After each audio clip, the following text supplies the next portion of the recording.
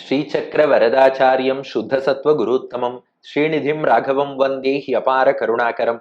கவசம் கனெக்ட் நேயர்களுக்கு நமஸ்காரம். பெரியாழ்வார் திருமொழி 3ஆம் பத்து முதல் திருமொழியின் 4வது பாசுரத்தை அனுபவிக்க நாம் இப்போதே மானசீகமாக ஆயர்பாடியை அடைகிறோம்.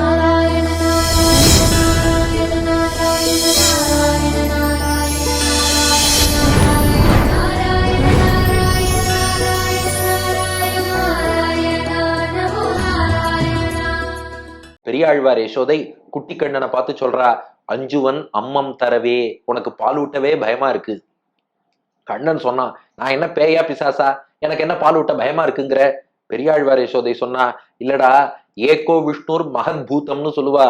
இந்த பூதம் பிரேதம் பிசாசுங்கிறோமே, எல்லாத்தையுமே நீ அடிச்சு தள்ளுறன்னா நீ எவ்வளவு பெரிய ஆளாடா இருக்கணும். ஏண்டா, ஒரு பக்கம் பூத்தனையே அடித்து சாய்த்தாய், சகடாசுரன் என்ற ஒருவனை உதைத்து சாய்த்தாய். அவள்லாம் ஒரு நேரத்துல ஒருத்தர் வந்தா, இரட்டை மருத மரங்கள், அதுல 2 அசுரர்கள் இருந்தா, ஒரே நேரத்துல நடுவுல போய் அந்த அசுரர்களை எல்லாம் கீழே சாய்த்தாய்.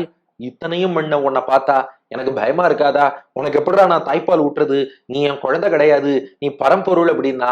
கண்ணன் சொன்னான், மாமா அதெல்லாம் இல்லம்மா, ஏதோ மரத்துக்கு நடுவுல போனேன், உரல் மாட்டிடுது, உரலுக்கு வலிமை ஜாஸ்தி, மனம் சாஞ்சுடுத்து, இதெல்லாம் நாம் பண்ணதா ஆகுமா அப்படின்னா.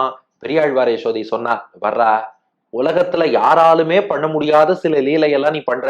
அது என்னன்னா, கன்னி பெண்களை பார்த்தா ஏகாந்தமா அவளோடு போய் இளைஞனாக மாறி அவர்களோடு எப்படி உறவாடணுமோ, உலகியல் கண்ணோட்டத்துல இல்ல, பரமாத்மாவுக்கும் ஜீவாத்மாவுக்குமான உறவு என்று நாம் புரிந்து கொள்ள வேண்டும். ஒரு தெய்வீக சிருங்காரம், தெய்வீக காதல் ரசம். நம்ம எல்லாரும் பெருமாளை காதலிக்கலாம் இல்லையா, அதுல யாருமே தப்பு சொல்ல முடியாதே. அந்த வகையில அந்த பெண்களை எல்லாம் தனியா அழிச்சுன்னு போய் இளைஞனா இருந்து அவளுக்கெல்லாம் காதல் அனுபவம் கொடுத்துட்டு ஒன்னும் தெரியாதவன் மாதிரி குழந்தையா மாறி மறுபடியும் நம்ம வீட்டுக்குள்ள வந்துடுற. ஏண்டா, சரி, யாரா இருந்தாலும் குழந்தையில இருந்து இளைஞன் ஆவார்கள். ஆனா என்ன ஒண்ணு, அதுக்கு 10 வருஷமோ 15 வருஷமோ ஆகும். நீ நினைச்ச மாத்திரத்துல குழந்தையில இருந்து இளைஞன் ஆடுற, அதை கூட விட்டுடு. இளைஞன் ஆனதுக்கு அப்புறம் திரும்ப குழந்தையாக முடியுமா? நமக்குமே கூட ஆசையா இருக்கும், நம்ம திரும்பவும் குழந்தையானா நன்னா இருக்குமே, விளையாட்டு பருவம் வந்தா நன்னா இருக்குமே, ஆசைப்படலாம். ஆனா அது நடக்காது இல்லையா? அடியனுக்கு கூட வித்தியாசமான ஆசை உண்டு. நமக்கு இப்பவே 60 வயசு ஆனா நன்னா இருக்குமேன்னு ஒரு ஆசை. என் வீட்டுல எல்லாரும் கேட்டா, ஏன்டா உனக்கு விபரீதமான ஆசைன்னு? அடியன் சொன்ன, அப்படி இல்ல, சின்ன வயசா இருக்கிறதுனால யார் பார்த்தாலும் நம்மள இன்டர்வியூ எடுக்கிற மாதிரி கேள்வி கேட்கிறா. நீ சொல்லு, கும்பகோணத்துல உன்னோட அட்ரஸ் சொல்லு, நீ எங்க இருக்க, நீ என்ன வேலை பாக்குறியா இல்லையா, இதை ரெண்டையும் எப்படி பேலன்ஸ் பண்றேன்னு இப்படி எல்லாம் கேள்வி கேட்கிறா. அட்லீஸ்ட் நமக்கு ஒரு 60 வயசு ஆயிடுச்சுன்னா வயசுக்காவது மரியாதை கொடுத்து இந்த கேள்வியை கொஞ்சம் குறைச்சுப்பா இல்லையா? அது எஸ்கேப்னு சொன்னேன். இது நம்ம வேடிக்கைக்கு சொன்னாலும் மனசார எல்லாருக்கும் என்ன ஆசை, வயசானா இன்னும் கொஞ்சம் குறைஞ்சுட்டே போனா நன்னா இருக்குமே, திரும்ப இளைஞனானா குழந்தையானா நன்னா இருக்குமே. ஆனா அது யாருக்கும் சாத்தியம் இல்ல. நீ என்ன பண்றேன்னா, திடீர்னு இளைஞனார, திடீர்னு குழந்தையார. உன்னை தவிர வேற யாருக்காவது சாத்தியமா? எனக்கு தெரியும்டா, நீ யாருன்னு தெரியும், சொல்றா. அதுதான் 4வது பாசுரம். அது எப்படி இளைஞனாகவும் குழந்தையாகவும் நினைத்த நேரத்துக்கெல்லாம் மாறுகிறாய். மையார்கண் மட ஆய்ச்சியர் மக்களை மையன்மை செய்து அவர் பின் போய் கொய்யார் பூந்துகில் பற்றி தனி நின்று குற்றம் பல பல செய்தாய். பொய்யா உன்னை புறம்பல பேசுவ புத்தகத்துக்கு உள கேட்டேன். ஐயா, உன்னை அறிந்து கொண்டேன், உனக்கு அஞ்சுவன் அம்மம் தரவே. மையார்கண் மட ஆய்ச்சியர் மக்களை மையன்மை செய்து அவர் பின் போய் கொய்யார் பூந்துகில் பற்றி தனி நின்று குற்றம் பல பல செய்தாய். பொய்யா உன்னை புறம்பல பேசுவ புத்தகத்துக்கு உள கேட்டேன்.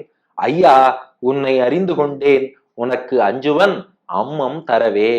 ஏ கிருஷ்ணா, இந்த கண்ணிலை மையிட்டு கொண்ட நல்ல மடப்பம் கொண்ட பெண்கள், ஆயர்குல பெண்கள் பின்னாடியே போய் நீ என்னென்ன விஷமம் எல்லாம் பண்ற எனக்கு தெரியாதா? மையார் கண், மை என்றால் கண்ணுக்கு அணியக்கூடிய மையின் அர்த்தம். ஆர் என்றால் பொருந்திய, மை ஆர் கண், மை பொருந்திய கண்களை கொண்டவர்கள்னு அர்த்தம். அப்படிப்பட்ட அழகான மை தீட்டிய கண்கள் கொண்ட, அஞ்சனத்தாலே அலங்கிருத்தமான கண்கள் என்று மணவாள மாமுனிகள் வியாக்கியானம் பண்றார். ஆக மை தீட்டிய கண்கள் கொண்ட மட ஆய்ச்சியர் மக்களை, ஆய்ச்சியர் அப்படின்னா வயதான கோபிகைகள்னு அர்த்தம், பெண்கள். ஆய்ச்சியர் மக்கள்னா அவர்களுடைய பெண்களான சிறு பிராயத்தில் உள்ள இளம் கோபிகைகள். ஆய்ச்சியர் மக்கள் என்றால் இளம் கோபிகைகள்னு அர்த்தம். அவ எப்படிப்பட்டவா? மட ஆய்ச்சியர் மக்களை. நாம் மடப்பம் கொண்டவர்கள். பெண்ணுக்கு அச்சம், மடம், நாணம், பயிர்ப்பு 4 குணங்கள் சொல்கிறோம் அல்லவா? அதுல மடம்னு சொன்னா ரொம்ப இன்னசென்டா வெள்ளந்தியா இருக்கிறதுன்னு ஒரு அர்த்தம், பணிவோடு இருப்பது என்றும் ஒரு அர்த்தம் காட்டுகிறார்கள். ரெண்டுமே கிட்டத்தட்ட ஒண்ணுதான் வச்சுக்கோங்களேன். ரொம்ப விவரம் தெரியாம இருக்கிறவா பணிவோடும் இருப்பார்கள் அல்லவா? அப்ப வெள்ள மனசோடு, சூதுவாது தெரியாமல் பணிவோடு வினயத்தோடு இருக்கக்கூடியவர்கள். அது ரொம்ப முக்கியமான ஆத்ம குணம். அப்படிப்பட்ட குணம் பெற்ற ஆய்ச்சியர் மக்கள். ஆக வெளி தோற்றத்துல பார்த்தா கண்ணுக்கு அழகா மையிட்டு இருக்கா, உள்ளுக்குள்ளேயும் பார்த்தா மடப்பம் ரொம்ப பவ்யமாக பணிவாக ரொம்ப இன்னசென்ட்டாக இருக்கிறார்கள். அப்படிப்பட்ட ஆய்ச்சி மக்களை மையன்மை செய்து, சூதுவாது தெரியாத பெண்கள்டாவா? எதுக்கு அந்த மடப்பம்ங்கிறத சொன்னான்னா, ஒன்னும் தெரியாத அந்த பெண்களை எல்லாம் நீ போய் இளைஞனாவாளுக்கு காட்சி கொடுத்து உன்னுடைய அழகு குணங்கள் லீலைகள் அது இதுன்னு காட்டி மையன்மை செய்து, மையல்னா காதல்னு அர்த்தம், மையன்மை செய்து உன் மீது காதல் கொள்ளும்படியாக செய்து அவ மனசுல உன் மீது காதலை உண்டாக்கி அவர்கள் எல்லாரும் கிருஷ்ணா கோவிந்தா கோபாலான்னு உன்னையே நினைக்கும்படியாக செய்தாய். அத்தோடு சும்மா இருந்தியா? முதல்ல மனசுல காதலை கொடுத்துட்டு அவர் பின் போய் அவ ஆற்றங்கரைக்கு போனா அவ பின்னாடியே போறது, அவ எங்கேயாவது பால் விற்க போனா அவ பின்னாடியே போறது, அவர்கள் செல்லும் இடத்துக்கெல்லாம் அவர் பின் போய் அவ பின்னாடியே போனாய். மையார் கண் மட ஆய்ச்சியர் மக்களை, கண்ணில் மை தீட்டிய மடப்பம் கொண்ட ஆயர்குல சிறு பெண்கள், அவர்கள் மனசுல காதலை வளர்த்து அவ பின்னாடியே போய் கொய்யார் பூந்துகில் பற்றி. இதெல்லாம் பரவாயில்லப்பா, அவ புடவைய பிடிச்செல்லாம் அவளை இழுத்தியே, அதுவும் எனக்கு தெரியும். மீண்டும் சொல்கிறேன், லௌகிக்க கண்ணோட்டத்துல பார்க்க கூடாது, இது பகவான் செய்யக்கூடிய லீலை. கொய்யார் பூந்துகில், துகில் என்றால் பொதுவாக ஆடை வஸ்திரம்னு அர்த்தம். இந்த இடத்துல அவர்களுடைய புடவையை குறிக்கிறது. பூ என்றால் இந்த இடத்துல அழகியன்னு அர்த்தம். பூனா பிளவர்னு அர்த்தம் இல்ல.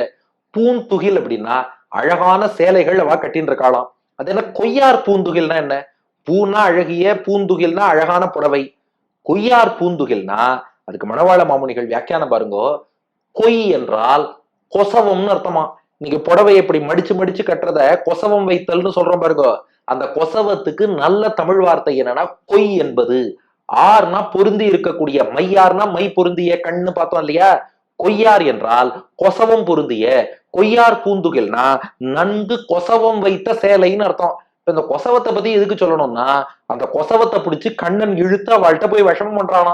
அதற்காக மணவாள மாமுனிகள் அழகா வியாக்கியானம் பண்றார் பாருங்கோ. கொய்தலார்ந்து இருந்துள்ள அழகிய பரியட்டங்களை பிடித்து இத்தால் அவர்கள் பரியட்டங்களின் கொய்ச்சங்களை பிடித்து கொண்டு அவர்களை பின்னே போனாய் என்க. மணவாள மாமுனிகள் வியாக்கியானம். கொய்ச்சம், இந்த கொசவம் அப்படிங்கிறதுக்கு நல்ல தமிழ் வார்த்தை கொய் அல்லது கொய்ச்சம். அந்த கொய்ச்சத்தை பிடிச்சு அவளை இழுத்துட்டு அவ பின்னாடி போறானா. கொய்யார் பூந்துகில் பற்றி, அந்த கொய் என்ற கொசவத்தோடு கூடிய அழகான சேலை அதெல்லாம் பிடிச்சு தனி நின்று, தனிமையான இடத்துல அவளோட போய் நின்று, ஏன்னா இது எல்லாரும் பார்க்கும் இடத்துல இந்த லீலைகள் பட முடியாதுன்னு சொல்லிட்டு தனி நின்று, தனியான இடத்துல போய் நின்று, ஏய் அம்மா எப்படிடா பையன்கிட்ட சொல்லுவேன், குற்றம் பல பல செய்தாய், நீ பல பல குற்றம், நான் சொன்னது சொல்லாதது நினைச்சது நினைக்க முடியாதது இப்படி எல்லாம் பல பல குற்றங்களை எல்லாம் அந்த பெண்களிடம் போய் செய்திருக்கிறாய்.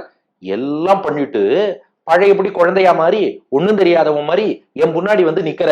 இத்தனையும் நீ பண்ணியா இல்லையா? மையிட்டு கொண்ட மடப்பம் மிக்க ஆயர்குல பெண்கள் மீது காதல் அவர்களுக்கு உண்டாகும்படியாக செய்து அவ பின்னாடி போய் அவ கொசவத்தோடு கூடிய கொய்ச்சத்தோடு கூடிய அந்த புடவைகளை இழுத்து தனிமையில போய் அவளிடம் குற்றம் செய்தாயா இல்லையா அப்படின்னா கண்ணன் சொன்னாமா, நான் அதெல்லாம் ஒண்ணும் செய்யவே இல்லை. நீ என்ன, நீ பாட்டுக்கு இருக்கிறது, யார் எந்த தப்பு பண்ணாலும் எல்லாத்தையும் என் பேர்ல எழுதிருவ போல இருக்கு. நான் அதெல்லாம் பண்ணலன்னா. பொய்யா?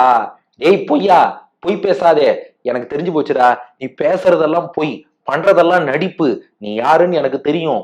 உன்னை புறம் பல பேசுவ, உன்னை பத்தி தான் அவ்வளவு பேர் அத்தனை பேசின்னு இருக்காளடா. ஏன்னா ஒரு ஊரே ஒருத்தனை பத்தி பொய் சொல்லுமா? உன்னை, உன் விஷயமாக புறம் பல. இந்த இடத்துல புறம்னா எவ்வளவு அழகான விளக்கம் பாருங்க. புறம் கூறுதல்னா என்ன அர்த்தம்? குற்றம் சொல்லுதல்னு அர்த்தம். அதாவது பொதுவா புறம்னா வெளியில, எக்ஸ்டர்னல்னு ஒரு அர்த்தம் உண்டு தமிழ்ல. ஆனா இந்த இடத்துல புறம் அப்படின்னா பொல்லாங்குன்னு அர்த்தம். புறம் பலன்னா உன்னை பத்தி புறம் கூறுதல்ங்கிறது பல பல பேசுவ, பிறர் பேசிக்கொண்டேதான் இருக்கிறார்கள். ஏன்னா ஊரே ஒருத்தனை பத்தி தேவையில்லாம போய் சொல்லுமா? பொறாமைனால 2 பேர் பேசலாம், 20 பேர் பேசலாம், சரி 200 பேர் பேசுறானே வச்சுப்போம். ஒரு ஊரே ஒருத்தனை நோக்கி கை காட்டி இவன் தான் விஷமம் பண்ணா, இவன் தான் விஷமம் பண்ணான்னு சொல்லுமா? ஆக பொய்யா, நீ தாண்டா பொய் பேசுற, மத்தவாள்லாம் தெளிவாத்தான் இருக்கா. உன்னை புறம் பல பேசுவ, உன்னை குறித்து உன் விஷயமாக புறம் பொல்லாங்குகள், நீ செய்த தீங்குகள் என்று குற்றச்சாட்டு இருக்கே. புறம் கூறுதல்னா என்ன? அடுத்தவனை பற்றி குற்றம் சொல்லுவது. உன்னை புறம், உன் மீதான குற்றச்சாட்டுகள் பல பேசுவ, பல பல குற்றச்சாட்டுகளை பல பல மக்கள் பேசுவ, ஒவ்வொரு நாளும் பேசிக்கொண்டேதான் இருக்கிறார்கள். பேசுவ, இவ பேசினதையெல்லாம் புத்தகத்துக்கு உள. புத்தகத்துக்குன்னா ஒரு பெரிய புத்தகம், ஒரு காவியமே எழுதணும்னா ஒரு ராமாயணம் மகாபாரதம்னா எத்தனை பக்கங்கள் போறது? அது போல உன்னுடைய லீலைகளை புத்தகமாக எழுத வேண்டும்னா புத்தகத்துக்கு எவ்வளவு தேவையோ உள அத்தனையும் இருக்கு. அதாவது நவரசங்கள்னு சொல்லுவோம் பாருங்க. ஒரு காவியம்னு எழுதுறோம்னா அதுல ஹாஸ்யம்ங்கிற நகைச்சுவை இருக்கணும். உன் லீலையில நகைச்சுவை இருக்கா? அதுவும் இருக்கு. சரி, அதுல சிருங்காரம் காதல் இருக்கணும், அப்பதான் காவியத்தை ரசிப்பா. இருக்கா? அதுவும் இருக்கு. பெண்களோட காதலும் செஞ்சிருக்க. அதுக்கப்புறம் அதுல இன்னொரு சுவை என்ன சொல்லுவார்னா, ஒரு சோகமும் இருக்கணும். அந்த சோகரசம் இருந்தாதான் மக்கள் அனுபவித்து கேட்பார்கள். சோகரசம் இருக்காருன்னா அதுவும் இருக்கு. பெண்களுக்கு அப்பப்போ விரக தாபம்னு உன்னை பிரிந்த வேதனையை கொடுத்து அவளை துன்புறுத்துற அந்த வேதனைங்கிறது அதுல இருக்கு. இந்த நவரசங்கள்ல என்னென்னலாம் நாம பாக்குறோமோ, நகை, அழுகை, வெகுளி, பெருமிதம், இப்படியெல்லாம் பார்க்கக்கூடிய நவரசங்களும் அதுல இருக்கு. சரி, எழுதுறதுக்கு நிறைய விஷயம் இருக்கா? ஏண்டா, ஒரு 3.5 வயசு 4 வயசு கூட ஆகல, அதுக்குள்ள அத்தனை காரியம் பண்ணிட்டு வந்துட்ட. அதனால 4 வயசு எழுதுறதுக்கே அது ஒரு பெரிய 4 காவியமா பாடலாம் போல இருக்கு. அதனால புத்தகத்துக்கு உள்ள, ஒரு புத்தகம் எழுதுறதுக்கு எவ்வளவு தேவையோ அவ்வளவு விஷயங்கள் நீ கிருத்திரிமம் விஷமா எல்லாம் பண்ணிருக்க. கேட்டேன். கண்ணன் சொன்னானா, அம்மா இதெல்லாம் என்னது இல்லம்மா, நீ பாட்டுக்கு ஏதோ எழுத போறியான்னு கேட்டான். பெரியாழ்வார் யசோதை சொல்றா, கேட்டேன், என் காதால கேட்டேன்டா. நான் கண்ணால பார்த்தது வேணா கொஞ்சமா இருக்கலாம், ஆனா காதால கேட்டது இருக்கே அது கொஞ்சம் இல்ல நஞ்சம் இல்ல நிறைய இருக்கு.